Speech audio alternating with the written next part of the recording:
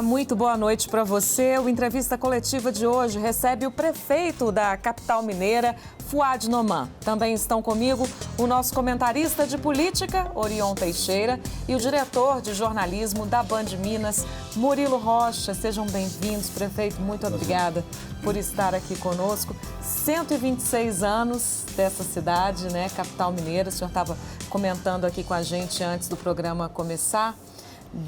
Da quantidade de trabalho, né? Como é que estar à frente da Prefeitura de BH hoje?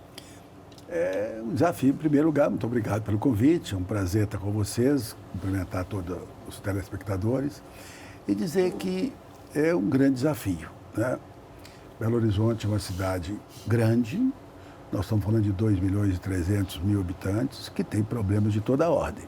E gerenciar não é uma tarefa fácil. Mas eu acho que tem uma palavra que eu costumo resumir muito a forma de trabalhar para o Belo Horizonte. É uma palavra pequenininha, mas que diz assim: nós temos que trabalhar com amor. Isso é que é a minha dedicação a Belo Horizonte. É esse amor que eu tenho pela cidade. E com isso, a tarefa facilita bem. Agora, prefeito, pois é, a cidade vai completar mais um aniversário na terça-feira.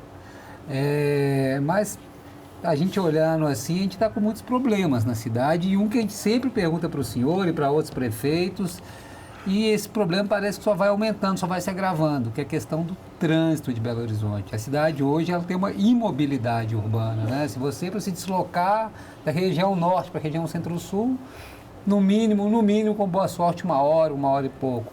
E sim, a gente vê a cidade e não vê soluções. A gente até vê obras e tal, mas assim, as soluções, claro, é um problema mundial, outras capitais enfrentam o mesmo problema, sabemos, mas Belo Horizonte ficou muito para trás, parece, nas soluções, né, seja do metrô, que a gente sempre comenta, e outras também.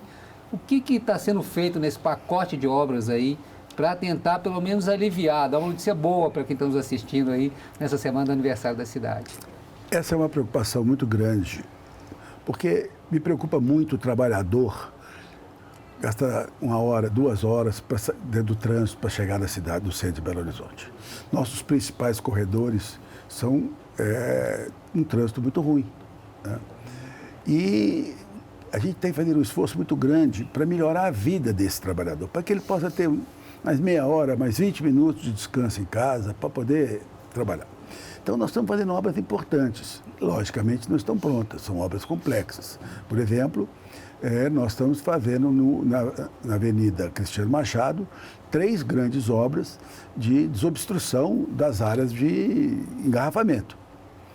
Valdomiro Lobo, Sebastião de Brito, e em breve começa no Shopping Estação, onde hoje tem o maior nível de engarrafamento. Estamos com um projeto na Valdomiro Lobo já bem avançado, no Valdomiro Lobo começando, e lá no shopping, o projeto em andamento, em elaboração, devemos começar a obra no início do ano que vem.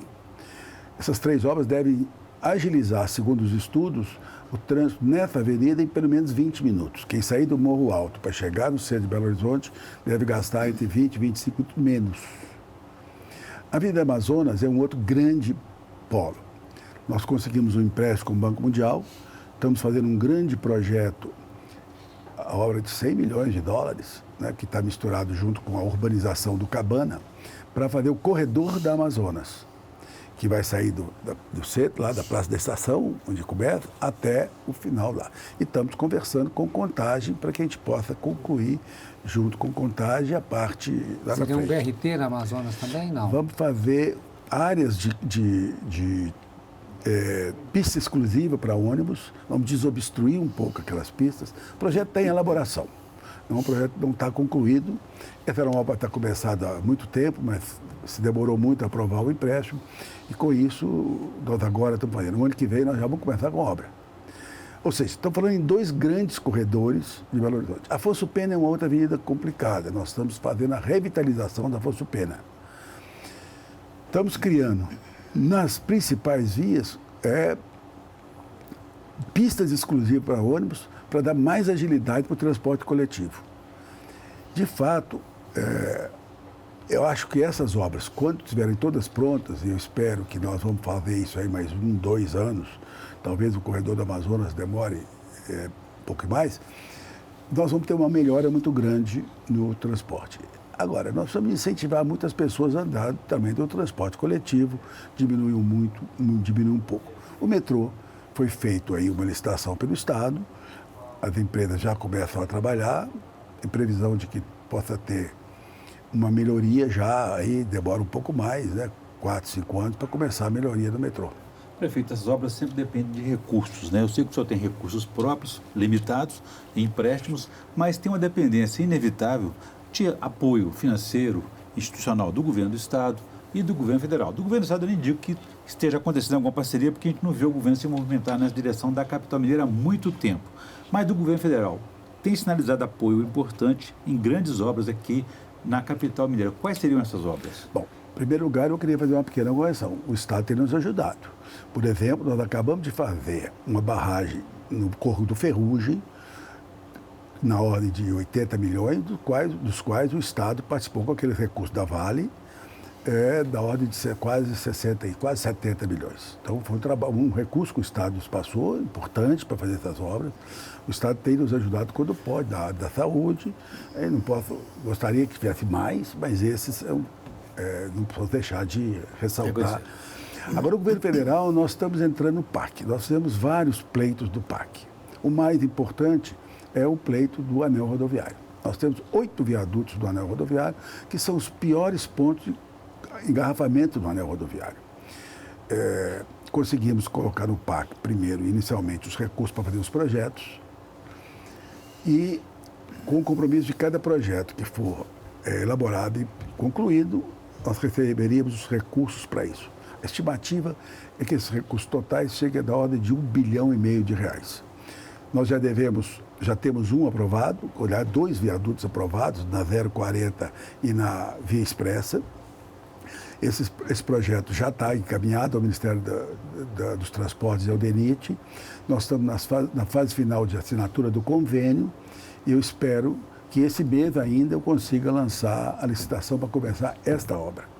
As outras, logicamente, vão depender dos projetos que nós já estamos desenvolvendo. Tem mais 2 na Avenida Amazonas e na Avenida Antônio Carlos, que são os 2 próximos que a gente deve apresentar no início do ano que vem.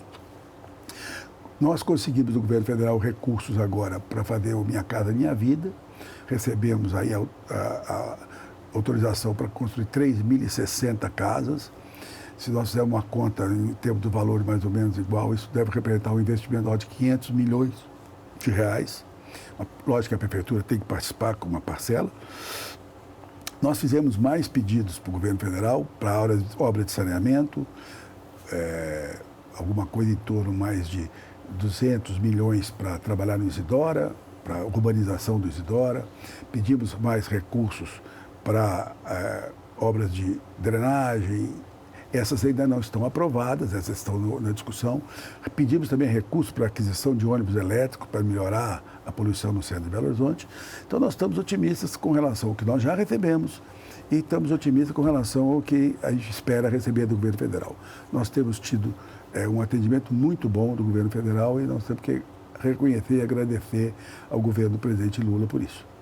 Prefeito, a gente está falando de várias obras, né? Obras de trânsito, do aporte financeiro para financiamento dessas obras.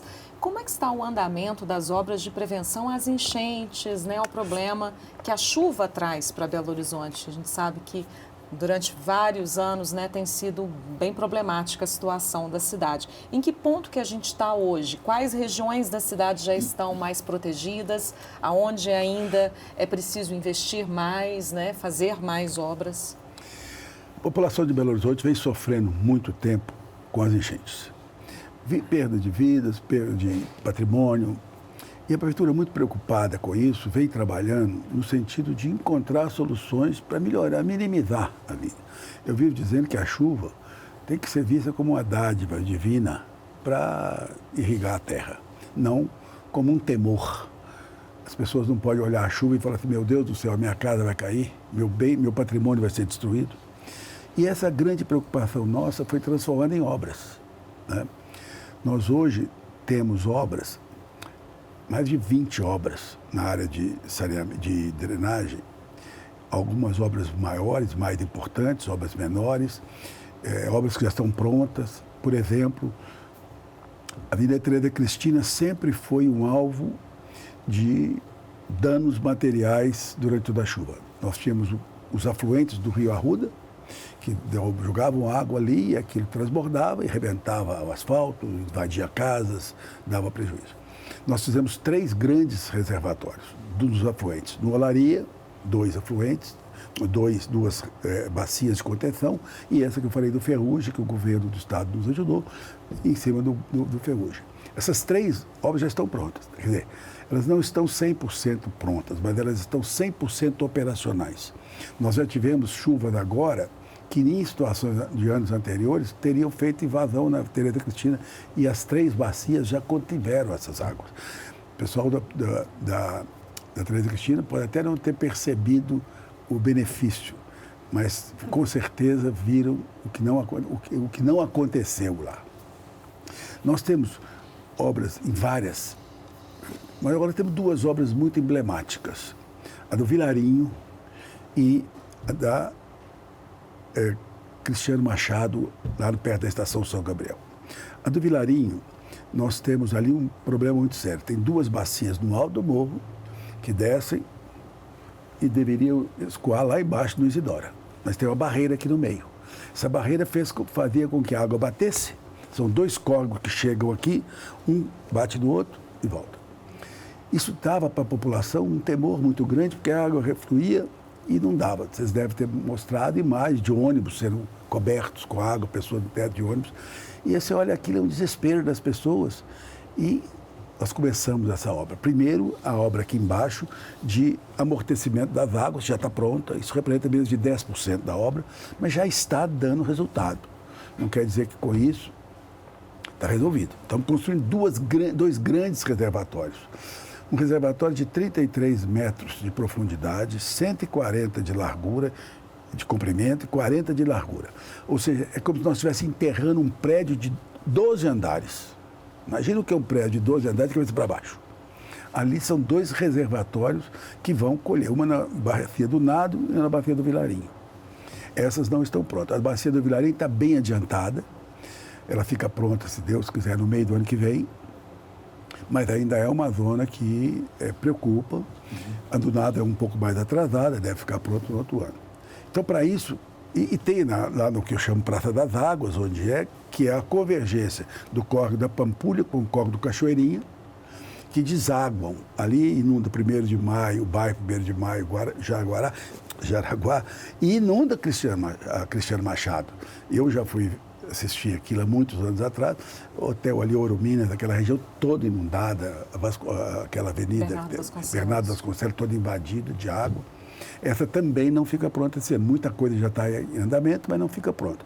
Essa deve demorar, provavelmente só fica pronta em 25. Esses 3 grandes obras, são obras que, eu diria, vai consolidar esses investimentos que nós estamos fazendo nas obras.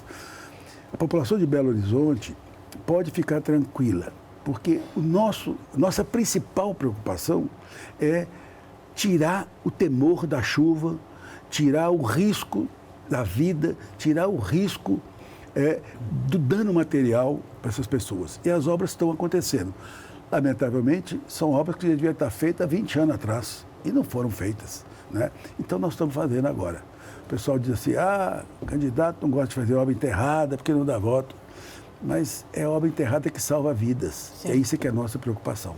E a gente espera, né, realmente que esse resultado venha o quanto antes. Bom, prefeito, a gente vai fazer... Só para responder a sua pergunta, é o seguinte, nós já tivemos de outubro até agora 15 eventos de chuva forte em Belo Horizonte, sem nenhuma ocorrência. Graças a Deus. Que ótimo, né? A gente vai fazer então, prefeito, um breve intervalo. Voltamos daqui a pouquinho. Até já.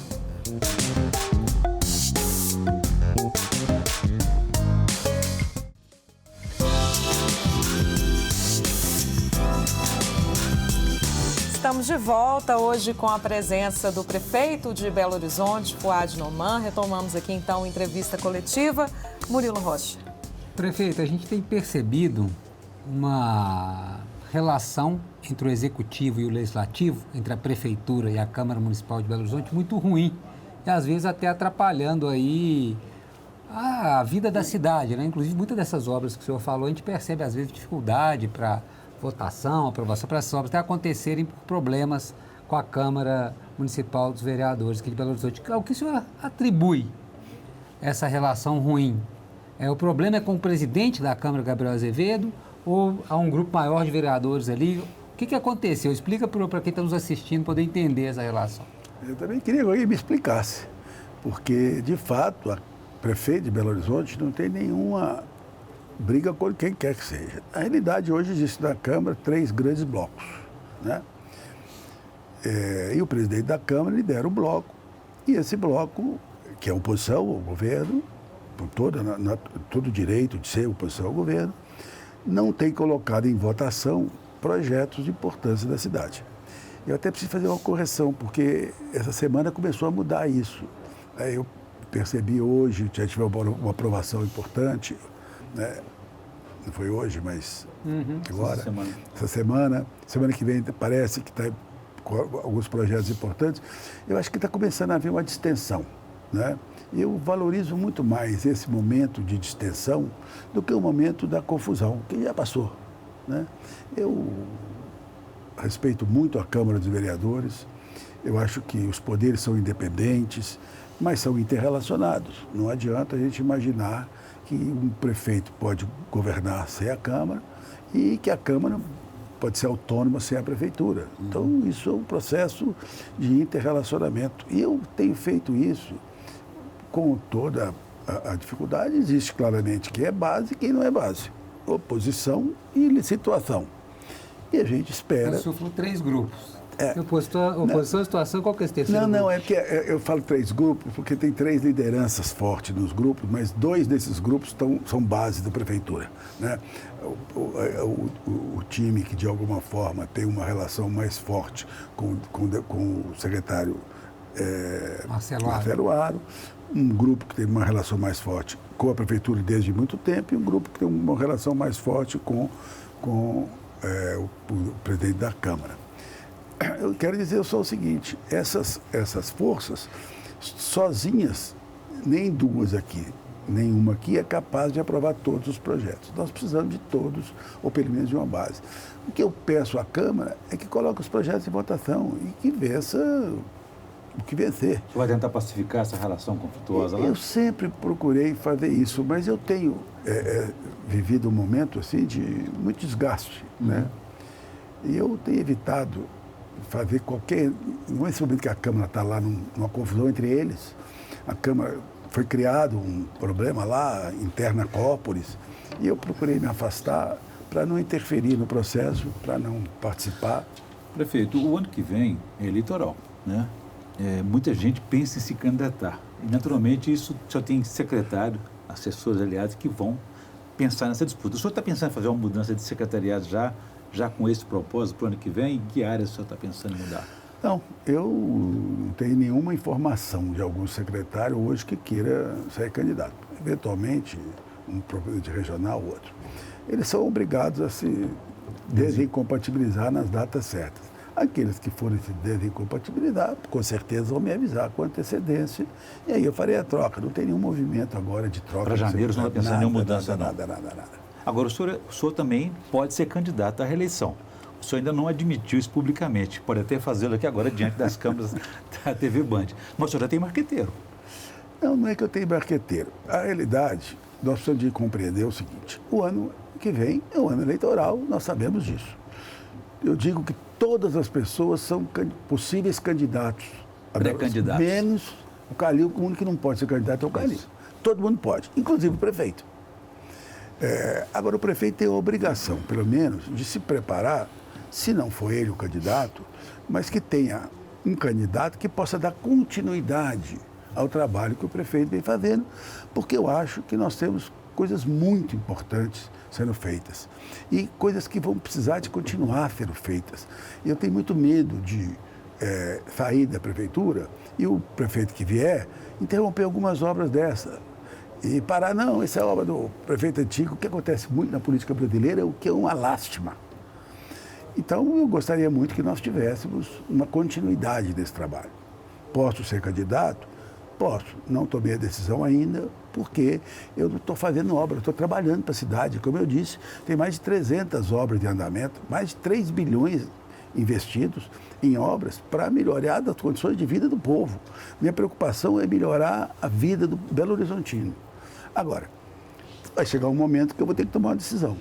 Então, nós temos hoje uma equipe de comunicação da Prefeitura que tem feito um trabalho que tem nos ajudado a melhorar a comunicação da Prefeitura.